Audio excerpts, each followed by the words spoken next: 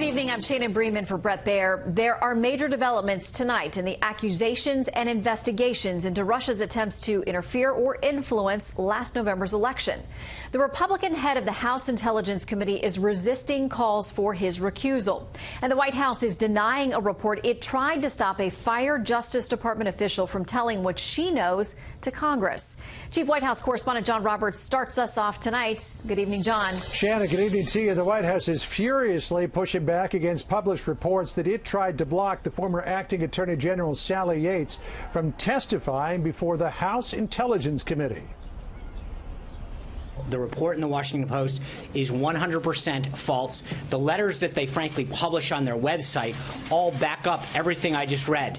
All of the letters are available on their website. Letters obtained by Fox News show that on March 14th, the co-chairs of the House Intelligence Committee, Devin Nunes and Adam Schiff, invited Sally Yates to testify today on Russian cyber activities against the U.S. election, potential links between Russia and individuals associated with political campaigns, and related leaks of classified information.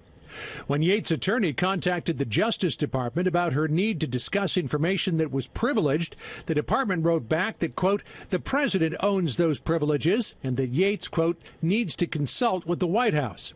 Yates' attorney then reached out to the White House counsel's office to ask permission, writing, quote, if I do not receive a response by Monday, March 27th at 10 a.m., I will conclude that the White House does not assert executive privilege over these matters. The White House did not respond and took no action that prevented Ms. Yates from testifying. The hearing Yates was invited to today, which was never officially scheduled, didn't happen, leading some to believe Chairman Nunes relieved the White House of having to publicly claim executive privilege.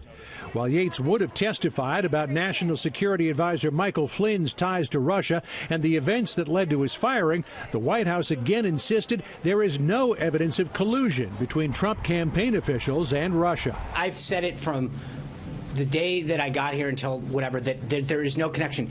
You've got Russia. If the president puts Russian salad dressing on his salad tonight, somehow that's a Russian connection. With Russia still swirling, President Trump today tried to change the subject.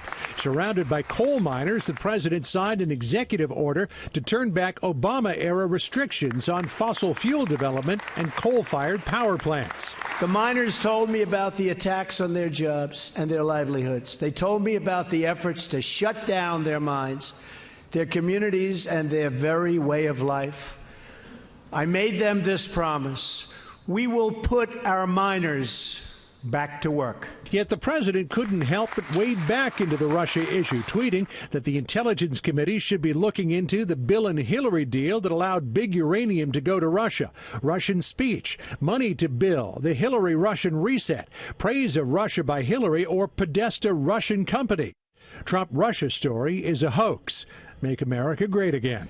Well, the president believes that Russian story is a hoax. White House officials tell me they believe that the full story on the so-called incidental collection of intelligence regarding transition officials has yet to be told. They believe that more investigation will show a pattern of what's called unmasking that may, Shannon, lead back to a source. All right, John Roberts live for us at the White House tonight. Thank you, John.